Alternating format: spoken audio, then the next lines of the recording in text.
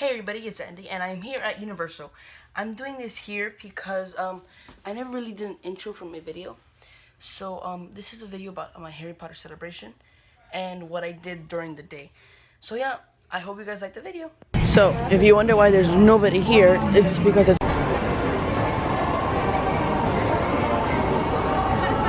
So, hello everybody. I haven't said hello or greeted anybody in this video yet, but today is January 29th, Sunday, January 29th, and it is the last day of the Harry Potter celebration, and this is my first official day of the Harry Potter celebration, and I will be visiting the expo, and I will do the film talent Q&A. So, let's head into the expo now. Over here, mommy, over here.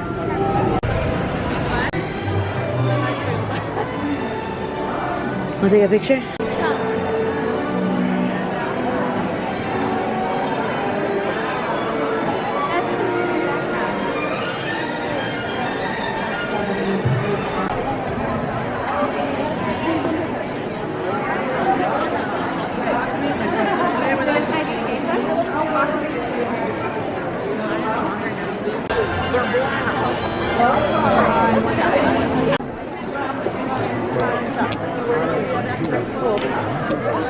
Okay. Actually,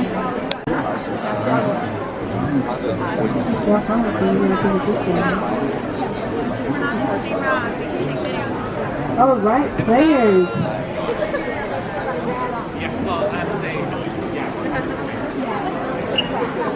Waiting for the final pitch. Submit the info. We'll start playing another round of all right. Players, are you ready? Thumbs up. Yes. In 3, 2, 1. Have you played yet? Audible Recall? Have you? No? So much fun. Don't check. Ask anybody in line. They've heard it from somewhere else. Okay, so how it works is you put the headphones on. You have 15-second audio clips from the audiobooks that are going to play. 4 books on the screen that will come up. Changes every round. And it's timing. It's scoring based on timing and accuracy. So how fast can you guess the correct answer against your opponent? You're going to hear 6 audio clips and breathe.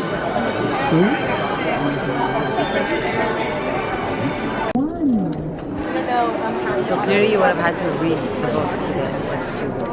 Who will be this round's winner? Who will get to go home with a box of puzzles from Harry Potter? Will their score qualify them to the top prize of the day, which is a swag bag, right? To submit his final answer.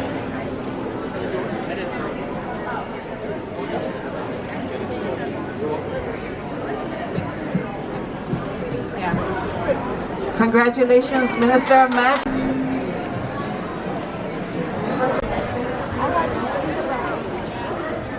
So this is the first entrance of the expo right here by the new Jimmy Fallon ride, and by the Soundstage Plaza. But I'm going to be going to the next Soundstage, so that has Pottermore, the Warner Brothers Studios, and a couple other booths. So let's check that one out now. Here is the second part of the expo.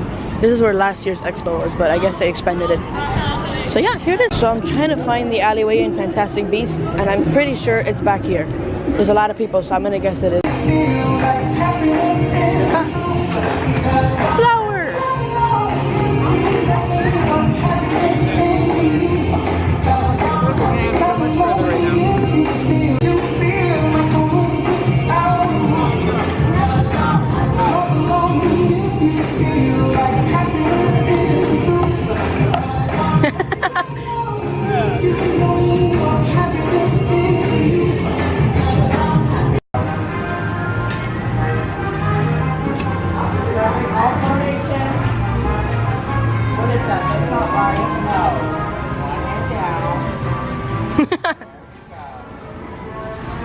Okay. What type of...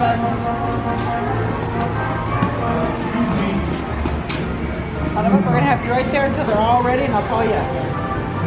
It's the new Secret Life of Pets floats.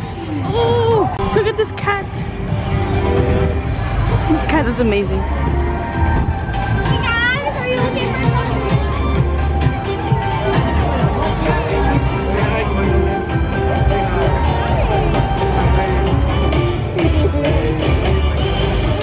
This is the best part of the day. I cannot wait!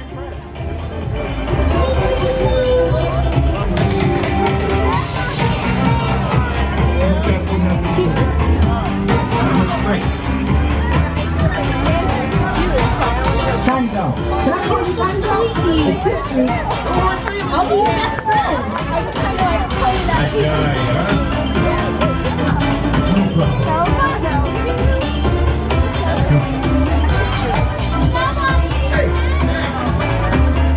Okay, thank you. I don't think so.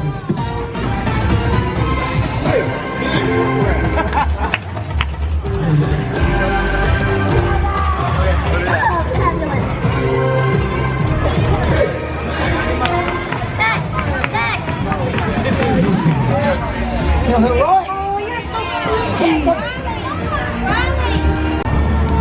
So they closed the expo, but I will be going to the films having Q&A, so bummer. Exactly. So you think yourself a Gryffindor? Me too.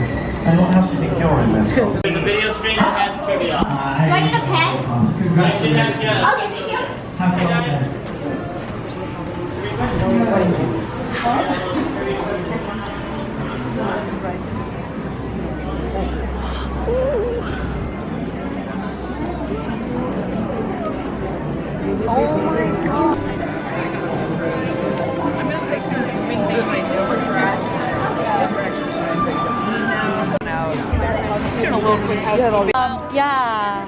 Yeah, couple. These are the costumes used in Fantastic Beasts and where to find them.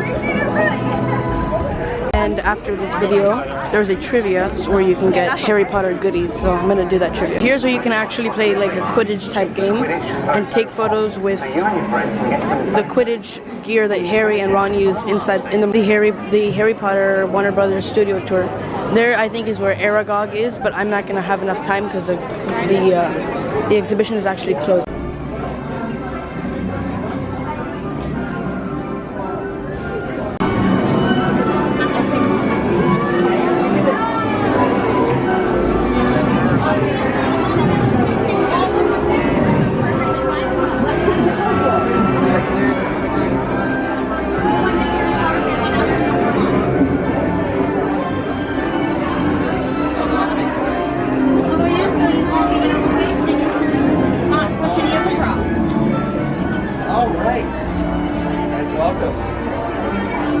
Welcome to Warner Brothers Studios Fort London. My name is Ron, and I'm so excited to have all you here today to talk about this creature workshop that Warner Brothers Studios Fort London has brought to us. Now, not only have they brought us this great treat of the creature workshop, they've brought actual creature effects designers from our creature effects team who have worked on the Harry Potter films themselves right here.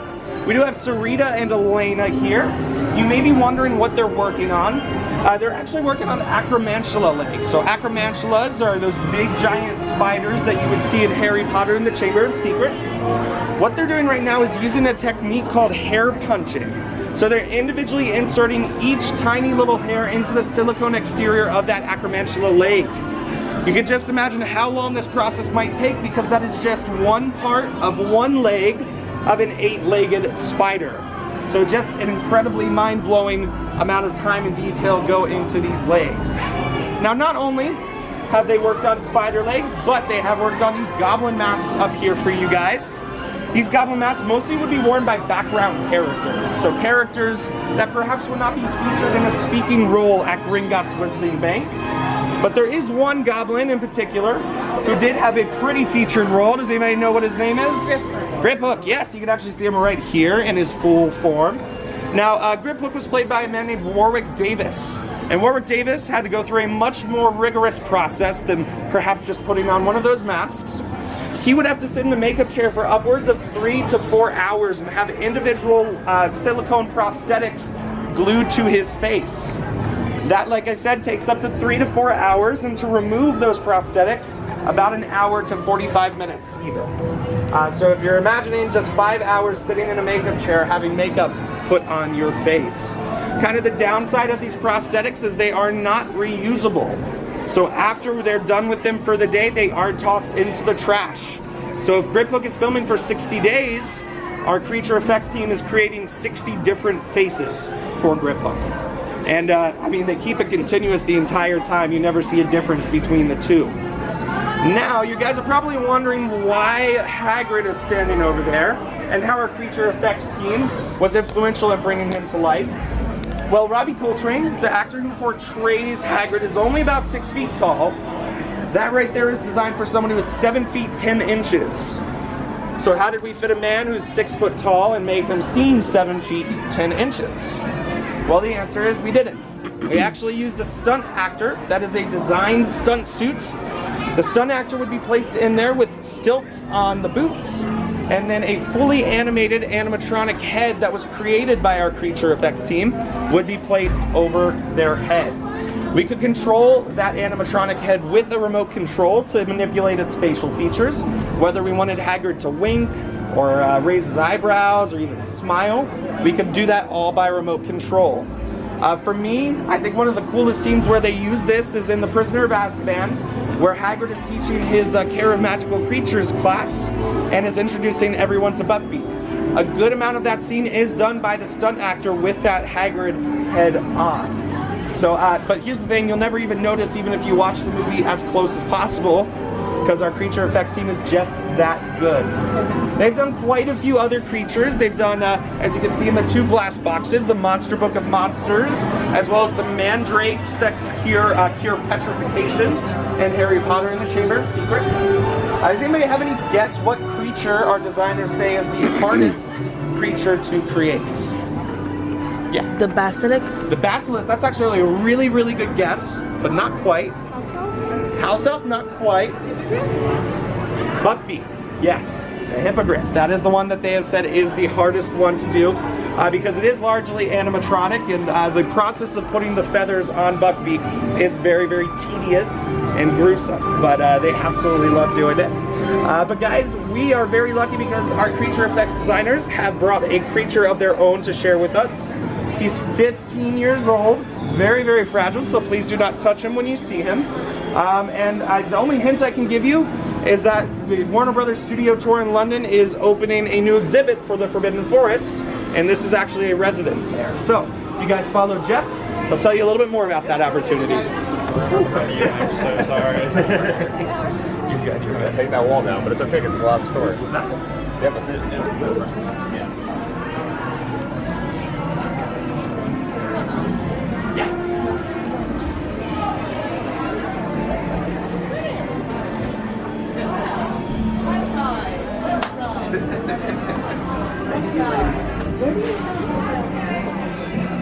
So the design.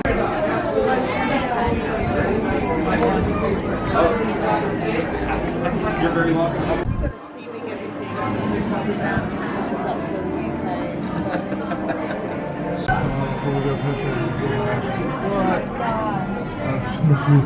I'll show you a scene in a second.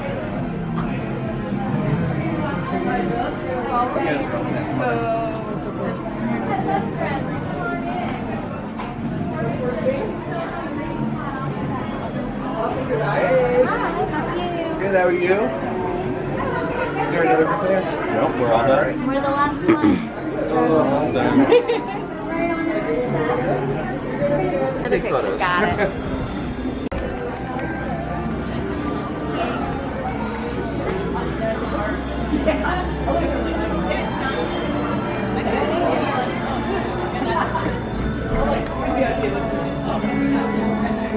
It's gotta be Megan.